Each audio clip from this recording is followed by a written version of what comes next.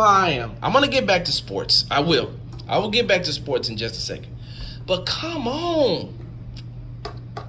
You killed this man while he was out trying to do something good? Because I wondered why Nipsey didn't have his security guards with him either. But once again, according to TMZ, it says rapper Nipsey Hussle died while helping out a friend who was recently released from prison. Nipsey, 33, left his home without telling his team or his security where he was going. Nipsey met his friend at his clothing store, Marathon Clothing Company, in an impoverished neighborhood in South Los Angeles. The friend was just released from prison after serving 20 years, and Nipsey wanted to give him new clothes before the man met his family.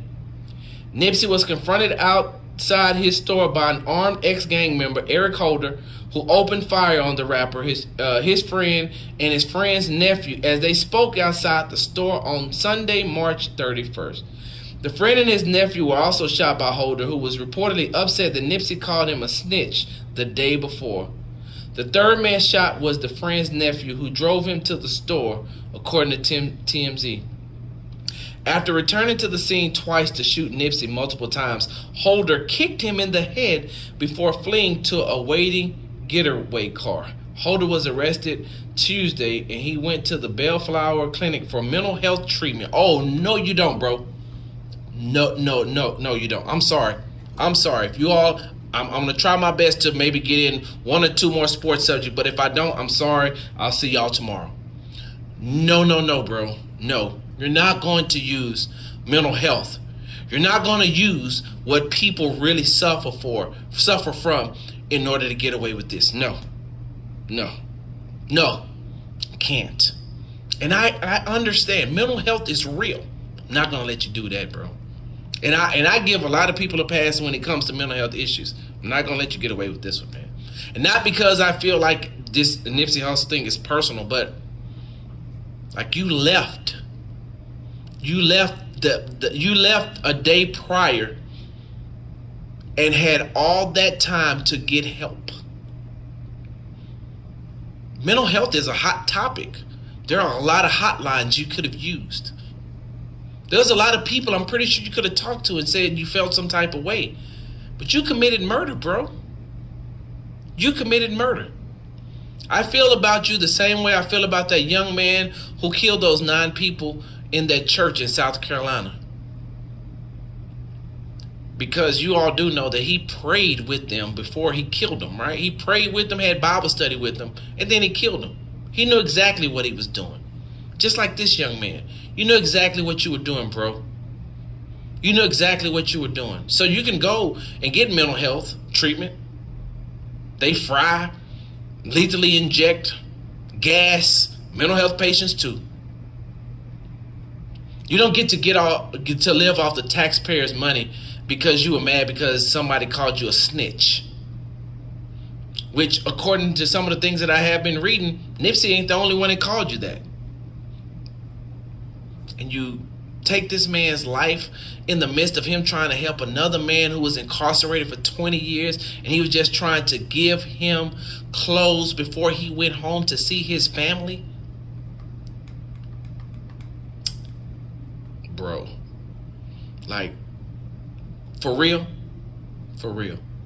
That doesn't even make any sense. That does not even make any sense. But hey, look, I'm going to move on because then I'm going to get into us. And what I mean by us, I'm not talking about the new movie by Jordan Peele. I'm talking about us, African Americans, in particular African American males, who always want to sit back, cry, and use excuses that the world don't do nothing for us, when half the time we ain't even doing nothing for ourselves. We want to sit back here and talk about President Trump and the Republicans and what they not doing. And when President Obama was in office and what he wasn't doing. But yeah, we're out here doing the same things to ourselves, but want to blame somebody else. Quote unquote, the white man. Well, guess what, Eric Holder? The white man ain't have nothing to do with you going and taking the life of Nipsey Hussle. The white man didn't have anything to do with you going, shooting this man 5 times in the chest, 1 time in the head, and then kicking him twice in the head. The white man ain't have nothing to do with that. You did that on your own. You killed a man who was trying to help another man who had just been incarcerated for 20 years. But that's what we do. And then y'all get mad when people start talking about, when you get mad when people start talking about the black on black crime. Well, it's white on white crime too. You're right, there is. But we're talking about our own right now. Nipsey wasn't killed by the white man. He was killed by a black man. This is why I always tell you all when I talk to you. This is why I always say, hey, look, you can miss me with that stuff. You can miss me with some of that, because until we start taking care of our own, until we start policing our own, until we start doing the things to empower ourselves and let this male ego and this pride go when it comes to African American males. You killed this man because he called you a snitch over some words, and you killed him in the midst of him trying to help somebody else. It ain't like you didn't know what Nipsey was doing in the hood. You came to his strip center twice. You came to the place that he bought for the hood twice. It ain't like you didn't know that Nipsey was moving around trying to improve the hood. But yeah, we want to sit back and like President Trump, he don't like blah, blah, blah, blah, blah. No, I don't want to hear that. I don't want to hear that. I don't. And you can get mad at me. You can at me. You can call me. You can call me a sellout. You can call me Uncle Tom. You can call me a coon. I don't care. Because the one thing that you all hate is the truth. And I'm sorry. I'm the big spoon of reality. I am the big spoon of truth. And it's nasty. Tastes like castor oil. That's what it tastes like. It tastes like castor oil. It's gross. You don't want it like that. No matter how much amount of sugar you try to put on it, it's still going to be gross. But it's the truth. We're around here talking about what we don't have. And I'm talking to you African American males right now. We're around here talking about what we don't have, what somebody won't give us. Yet, we ain't doing nothing for ourselves but taking each other out. So if there is a conspiracy, then we're just doing the work with them and not even having to do anything. Oh yeah, I'm on one today. I am. Because this bothers me. This bothers me. It says, a female believed to be Holder's getaway driver turned herself into police on Tuesday. She was questioned and released by police after she said she was unaware that Holder planned to shoot Nipsey. I'm sorry, ma'am. I'm sorry. And I'm saying I'm sorry in advance because you got some people out there that don't want to hear this. Street justice is going to kick in. The best thing for you to do is probably try to move out somewhere. Take your family with you. The streets don't care about that. The streets don't care that you didn't know that he was going to shoot Nipsey. You knew something. Because if not, you would have been parked around the corner waiting on him. Why? If nothing's going to happen, why you wasn't parked in the strip center? You're not going to get. You're not going to be able to get away with that.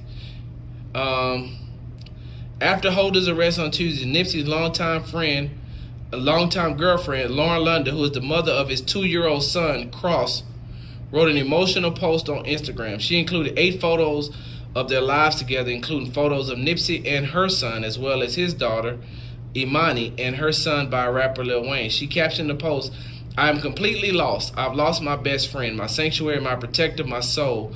I'm lost without you. We are lost without you, babe. I have no words." That's how I feel right now. I don't have the words either. And so if by some strange chance this young man goes to jail, prison, I'm pretty sure they're going to have to put him in solitary confinement somewhere, because nobody's going to protect him. Nobody's going to protect him.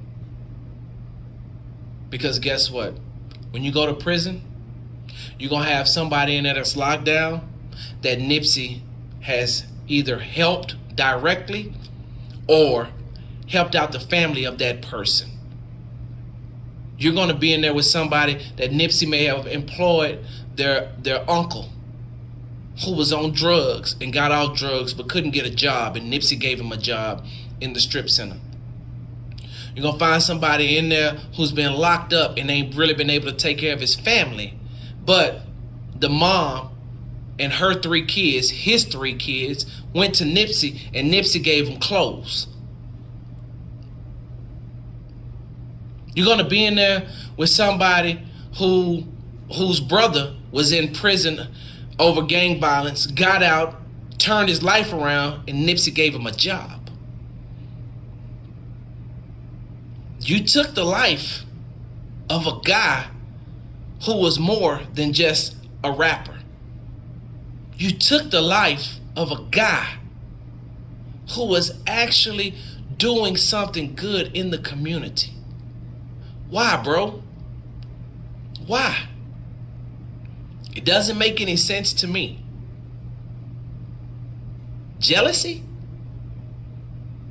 In the immortal words of the great Negro poet Jay-Z,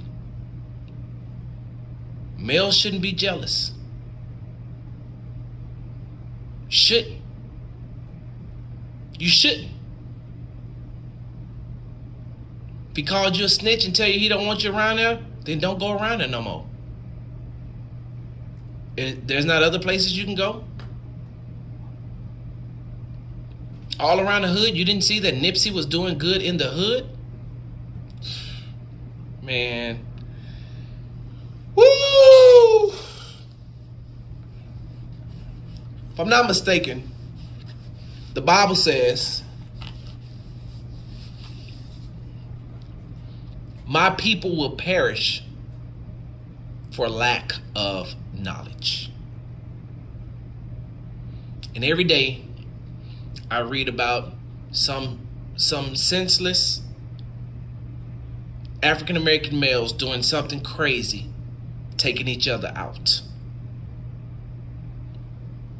Over what? One of the reasons why they always love to use those Chicago numbers about black on black crime, and no matter if if those numbers have been inflated or not. A lot of those numbers that they give you about black on black crime in Chicago, they're inflated. They are. They're skewed too. But not all of them. Not all of them. So, with that being said, y'all, I'm about to get ready to get up out of here. I can't even do no more. I can't. This young man is going to take the life of a man who was helping another African American male who had been incarcerated. All he wanted to do was to give this man some clothes so he could go see his family. All he wanted to do was help this man who had been locked up for 20 years. 20 years of his life. And the only thing that the man wanted to do was to look good when he was going home. Look good before he went to see his family. And you knew it had to be something because the man's nephew was there too. Which means that he probably picked him up. He's proud to see his uncle. And for his uncle to have that type of relationship with Nipsey meant that probably Nipsey was going to give him a job, or help find him a job or help do something. But you saw fit to take out one of the African American males. You saw fit to take out Nipsey Hussle because he called you a snitch.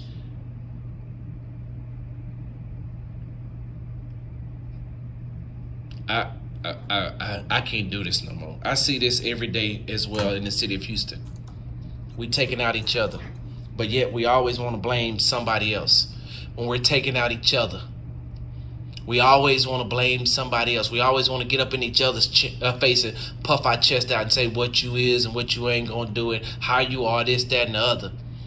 And then you take each other out and then blame other people or blame your situations or blame mental health.